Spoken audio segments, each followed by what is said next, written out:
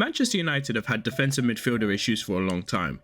Since the days of Ole Gunnar Solskjaer, United fans have cried out for a player to sit in front of the centre-backs and shore things up in possession.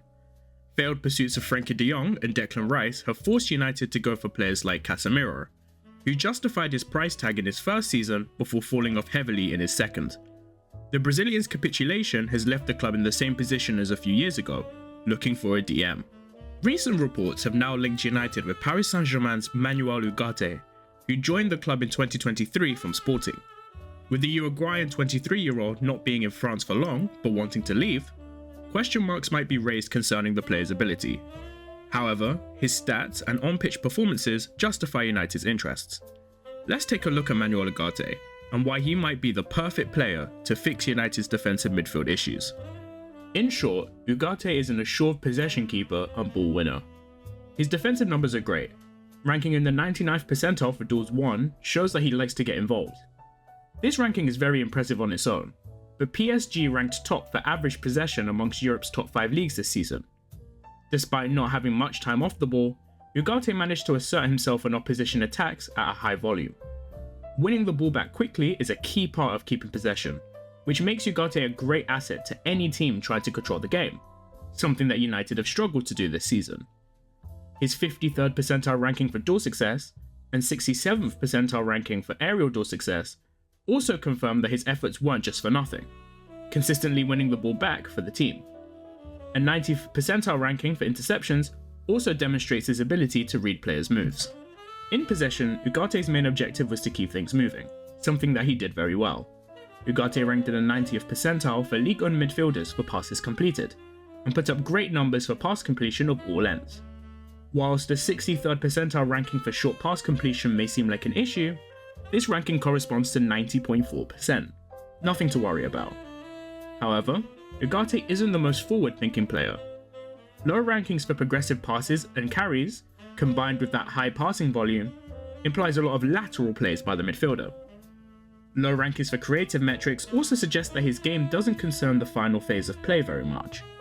He's also not much of a finisher, although he doesn't attempt to shoot much, making this an ignorable problem. Ugarte's playstyle is comparable to the likes of Wataru Endo and Eduardo Camavinga, defensive midfielders who are tasked with keeping the ball moving and controlling play. He's a real holding midfielder, something that United have lacked in recent years. When United find themselves in the final third, they've tended to rush, leading to low quality shots being taken. Think of those pot shots taken by Casemiro or Bruno Fernandes during games that require control and patience. This eagerness has often led to an inability to get a rest defense settled, leaving the team exposed to counterattacks, especially at the end of games. A player like Ugarte will help to slow things down when necessary, allowing the team to dictate the flow of the game and hold on to leads better. To get a better idea of just how Ugarte plays, a deeper look into a specific match is helpful. One of Ugarte's best games this season came in a 2-0 victory over Nantes, in which he was deployed as the single pivot in a 4-3-3, between two attacking-minded midfielders in Marco Asensio and Vitinha. Ugarte completed 80 passes against Nantes, with the highest pass completion rate of any outfield starter. PSG maintained 77% possession during this match, helped by Ugarte's comfort on the ball. His passes, shown by the pass map, were mainly lateral, from the centre of the pitch outside, and mainly attempted from the middle third of the pitch. Ugarte is brilliant at recycling possession, keeping the ball moving and the team in control. However, his ball playing wasn't particularly dangerous. Only one pass into the penalty area, and not many progressive passes, showed that Ugarte wasn't doing much creative work. However, with the players around him, this burden wasn't necessarily his. Keeping things simple was his job, and he did it well. Ugarte dominated the middle of the pitch, with the majority of his touches being made in that area. Given PSG's consistent attacking pressure against Nantes, Ugarte was able to position himself slightly further up the pitch towards the final third, where he could remain a passing option to the attackers around him. He was also able to get back and defend when necessary. This defensive work was done all over the pitch. His 18 successful defensive actions were made across the middle and defensive thirds, and helped to prevent Nantes from getting any foothold in the game, as they could only put together 14 final third passes.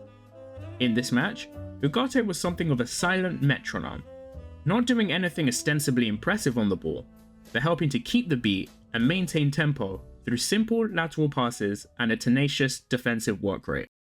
Ugarte is a player that would improve United's game quite a bit. He could be deployed as a single pivot behind Fernandes and Kobbie Mainoo, allowing the latter to get further forward and shine even more with his technical ability. Ugarte would also provide a good screen for the back line, allowing for more protection than they did with Casemiro. However, being a better cover for the defense isn't the only reason why Ugarte would be a suitable upgrade. His availability is much better. One thing that I expressed concern with Casemiro before his move from Real Madrid was his tendency to pick up bookings. This carried over to the Premier League, with his suspensions being an annoying thing to deal with for United fans. Whilst 5 yellows for Ugarte in 21 PSG starts is reasonable enough for a ball-winning midfielder, he did pick up 11 yellow cards in 28 starts for Sporting in the 2022-23 season. This is the same amount of cards as Casemiro in his final season for Real, and so the concern has to remain. With Premier League referees being notoriously harsh in regards to cards, Ugarte will have to be careful to stay out of the book, which could hinder his duel success. However, with adequate time and acclimatization, Ugarte should be able to figure out how to apply the correct amount of aggression in his game. Addressing another issue that Casemiro faced, Ugarte has only missed 5 games in his entire career with injuries. 2 of these games missed came from illness, and the other 3 came from an arm injury while still playing in Uruguay for Phoenix. In fact, all of his injuries have come prior to his move to PSG. This makes him a reliable option for Erik ten Hag, who has really suffered with the absence of his players. Reports are mentioning a deal worth around £50 million for Ugarte, and with the player's qualities on the pitch, availability off the pitch, and heaps of potential, I think that this would be a profitable signing for United, and perhaps, finally, the solution to United's defensive midfield problem.